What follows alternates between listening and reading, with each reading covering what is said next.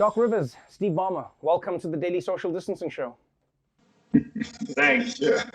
I wish I was having you guys on to talk about, how exciting the playoffs have been. I wish I was having you on to talk about how amazing Lou Williams has been as a sixth man, probably one of my favorite players right now in the playoffs. I wish I was having you on the show to just talk about the joy of sports, but unfortunately, we're here because I wanted to talk to you about the NBA strike and the reason for the NBA strike. Now, I'm sure everybody knows about this, but for those who don't know, the NBA players went on strike and the games were postponed after what happened in Kenosha. And it was really inspiring and also sad to see, the players standing up and saying, we can't do this anymore. And Doc, we played a few of your comments, so I'll start with you.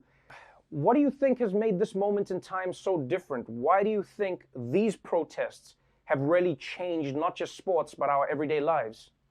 Because these protests, the games stopped. The games have always gone on through all these different things that have happened. George Floyd's murders, the game kept going, right? In this case, the game stopped. The players literally need to take a breath. And like I said earlier, it's not lost on me that George Floyd was never afforded to take that breath, but our players did. And doing that, they were able to refocus and come up with tangible things that they wanted to do. It's so many people that protest, but this time we came out with tangible items that the NBA, the owners, and the players wanted to do. And so that's what makes this so different.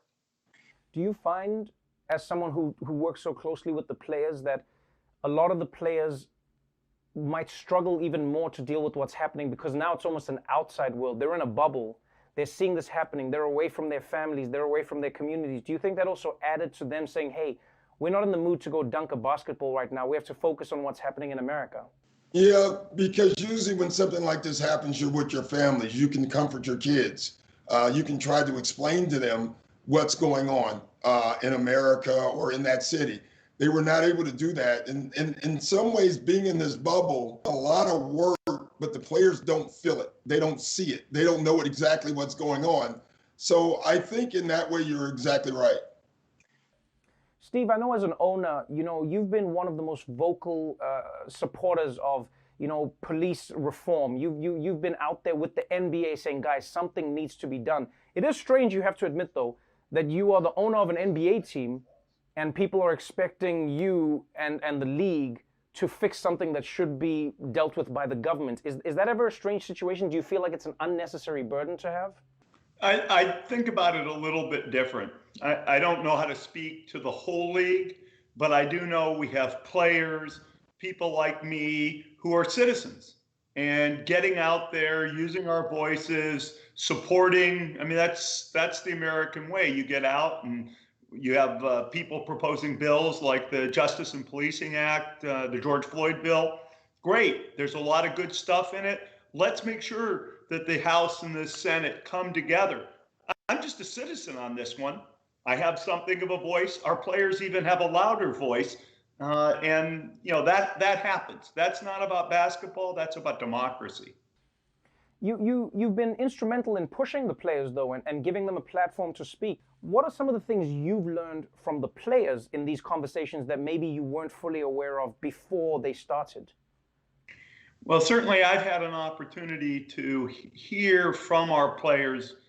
Doc and I did a great meeting with the team, couple of meetings with the team, about the kinds of things that are on people's minds. I don't have the lived experience of growing up Black in the United States. Mm-hmm. The whole fear of police stops and what those mean and where they go, and the importance of really being able to have higher levels of accountability so that is a system and an approach that works fairly for all Americans. I get that out of our discussion. When we talk with the guys, what really helped shape their lives? It's these mentorship programs and teachers and maybe not shocks, but really made vivid to me by the conversations we've had. Doc Rivers, some of the fans of the NBA may say, why can't the guys just play the game and leave politics out of it? They may be big fans of yours and the Clippers. How would you respond to those fans? Well, first of all, we are playing the games. We stopped, but we are going to play and we're going to do our job. And so we're doing that. But more importantly, And I think I got this from you. You know, politics are part of our lives, our daily lives. And so if you don't get involved with it, it's going to get involved with you. Also, some of these aren't politics. Some of these are human rights issues.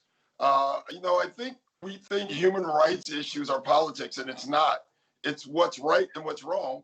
And we should all speak up. And our players have decided, like, it's not our burden to do everything, right? But it's our responsibility to get involved because we want to. And there's nothing wrong with that. And I love that our guys are doing it. And I think they're doing it in a sensational way. What is the league doing right now? Because it was really interesting and nail-biting to watch it all unfold. You know, we heard that there was possibly going to be a strike. Then there was a strike. Then the question was the season going to be canceled? And then we heard that the NBA was taking some concrete steps. What are some of those steps, Doc, and how did the league get to these decisions? It was beautiful, Trevor. The players got together, had a long talk over a lot of issues, and they came to the owners, and the owners are the partners. You know, and one of the things I want to clear up, the word boycott. Well, we were not boycotting the NBA, or the players were not. It was more a protest about what was going on, because you don't boycott your partners, you know, your friends. And so that's what made this so neat, is because the owners and the players got together and they formed a partnership in what they want to do. We're forming a coalition, a justice coalition, where we're going to talk about voting, individual rights.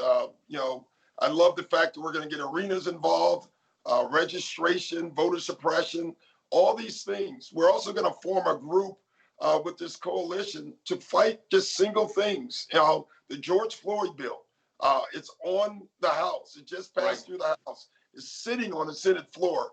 And you and I know it'll probably sit there for a while, but that's where voting comes back in. So I just think what the players did and the owners did, they pledged that they're going to support each other and create this coalition, is just fantastic.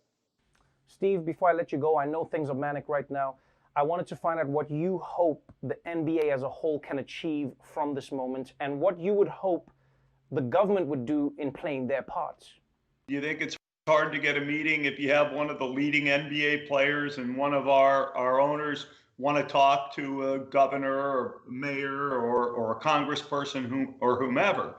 And, you know, now's the time. A lot of things are going to happen that don't happen right now on a bipartisan basis. Mm-hmm. And if you put the players and the equity holders in our teams, the owners, if you will, if you put us together, the ability to let me say, put pressure on both D's and R's to come together to work out solutions that really matter, I think that's an extra advantage we have as a group. And that's why I love our Justice Coalition.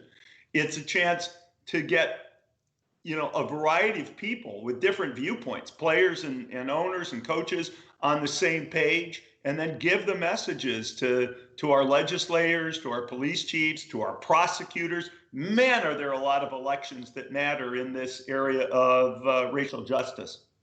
As a fan of the NBA, I'm excited to see what you're doing. I hope that, you know, a lot of it gains traction, and hopefully we'll get to enjoy the playoffs and won't have to worry about these conversations, because some of them will have been fixed. Thank you so much for taking the time.